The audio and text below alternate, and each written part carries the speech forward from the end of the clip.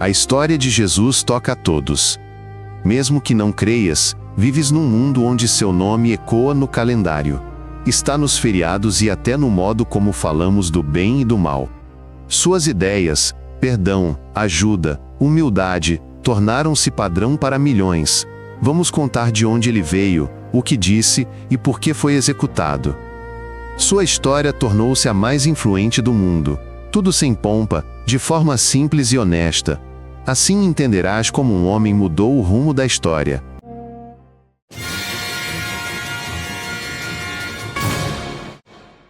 Quando Jesus nasceu, o país estava sob domínio estrangeiro. Roma governava tudo. Os líderes locais tentavam agradar Roma e seu povo. As pessoas viviam sob pressão, pagavam impostos, esperavam mudanças. Todos esperavam por alguém que os libertasse, espiritual e fisicamente. Assim, um novo pregador tornava tudo questão de fé e política. Palavras podem ser mais perigosas que espadas, especialmente se o povo as ouve. Naquela época, as pessoas sonhavam com um Salvador. Alguns queriam um líder forte, outros um profeta bondoso. Textos antigos prometiam a vinda de alguém que mudaria tudo. Quando Jesus fala de paz, perdão e bondade, alguns sentem esperança, outros ameaça. Ele oferece uma nova vida, onde o coração é mais importante que dinheiro e poder. Para uns, soa como luz, para outros, como um desafio. A história do nascimento de Jesus não é sobre palácios. Sua mãe era uma jovem simples, e seu pai um carpinteiro. Não encontraram vaga numa hospedaria e dormiram num estábulo. Lá, entre feno e animais, nasceu quem mudaria o mundo. Versões variam, mas todas concordam. Tudo começou de forma simples e discreta. Nenhum alarde, apenas um bebê entre pessoas comuns. E isso é o que torna a história tão tocante. Logo após o nascimento, Jesus já se vê em perigo. Ao saber de um novo rei, o governante local assusta-se muito. Ele então deseja eliminar o bebê. Seus pais fogem com ele para outro país, em busca de segurança.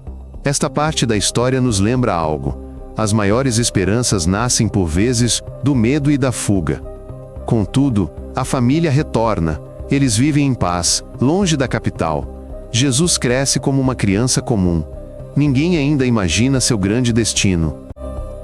Jesus cresceu numa pequena cidade, ajudava o pai no trabalho, vivia entre pessoas simples. Não era uma vida de luxo, mas de trabalho e sossego. Pouco se sabe de sua juventude. Ele pensava, orava e sentia algo importante em si. Um dia, ele foi para o deserto. Lá não havia ninguém. Ele ficou sozinho, sem comida ou conforto, para entender a si mesmo. Esse foi o começo de seu novo caminho. Quando Jesus saiu do deserto, foi ter com João. Todos o ouviam com atenção. João batizava as pessoas. Era um sinal de novo começo, de vida nova. Jesus também entrou no rio. Foi um recomeço. Ele não só ouvia, mas começaria a falar. Todos esperavam pelas suas palavras. Ele não chamou para a guerra, nem prometeu riquezas. Ele dizia: começa por ti. Perdoa, não enganes, não te vingues. E as pessoas começaram a ouvi-lo. Jesus não andava sozinho. Ele reuniu discípulos, pessoas comuns. Pescadores, cobradores, impulsivos, céticos. Ele não escolheu os perfeitos. Eles brigavam, nem sempre entendiam, tinham medo. Mas o seguiam. Havia também mulheres que ajudavam e criam. Não era um exército nem um partido. Era uma equipe que aprendia a dar, não a ganhar. Mesmo quando erravam, ele continuava o caminho com eles. Jesus não dava palestras, ele contava histórias. Sobre a semente que cai na terra. Sobre o homem que encontrou um tesouro. Sobre o filho que saiu de casa e depois voltou. Tudo era simples, mas tocava o coração. Ele dizia que o principal é o amor, até pelos inimigos.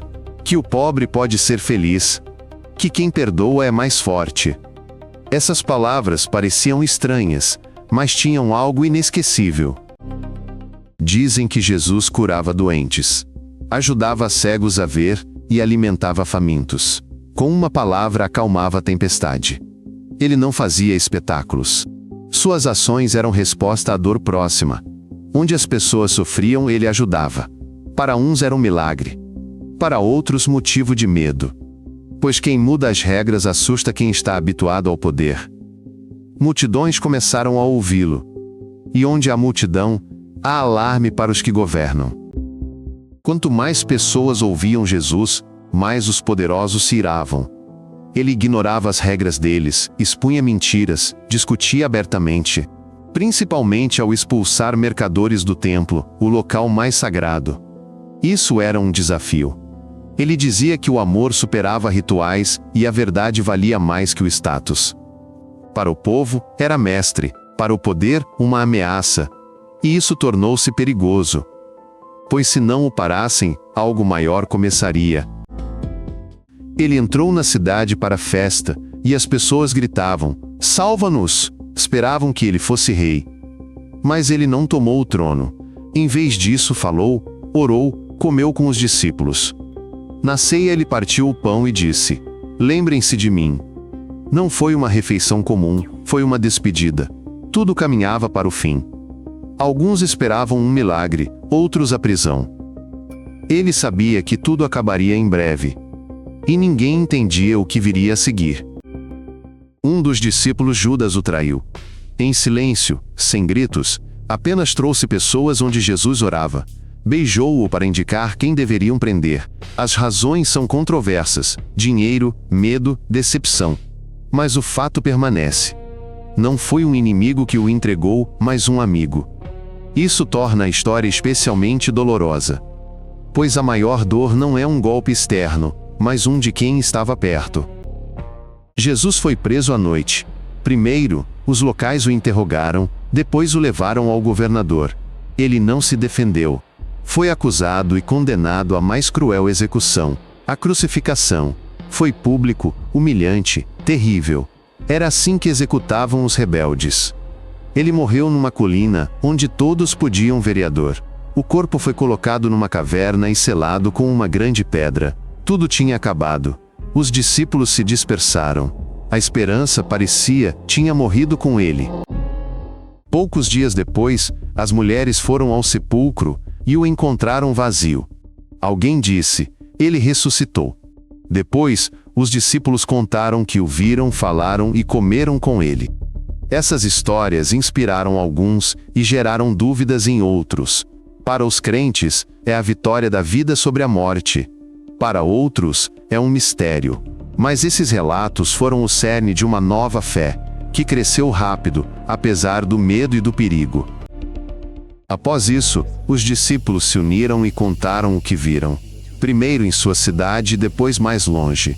Não eram ricos nem influentes, mas falavam com convicção. As pessoas ouviam, uniam-se, partilhavam comida e ajudavam os pobres. Ninguém sabia que séculos depois, bilhões ouviriam sua mensagem. Mas naquela época, tudo era simples: lar, pão, palavra. E todo dia, uma escolha: temer ou seguir em frente. 2000 anos se passaram desde então, mas seu nome é conhecido até por quem não leu a Bíblia. Suas palavras ressoam em livros, canções e quadros. Suas ideias estão em leis, em festas, em conversas sobre o bem. Pessoas discutem, creem, descreem, mas ainda assim lembram. Porque ele falava de coisas que sempre serão importantes: perdão, esperança, amor. E isso é o que não envelhece. Cientistas debatem o que é fato e o que se transmitiu depois. Houve milagres? Como era Jesus? O que disseram as testemunhas? Não sabemos tudo, mas uma coisa é certa: ele existiu. Ele viveu, falou. Depois dele tudo mudou. O resto é questão de fé. Mesmo sem a fé, esta história é das mais fortes e vivas. É sobre alguém que mostrou como ser luz no mundo mais escuro. Se gostou, assine para não perder novos vídeos. Aqui, tudo é curto e direto.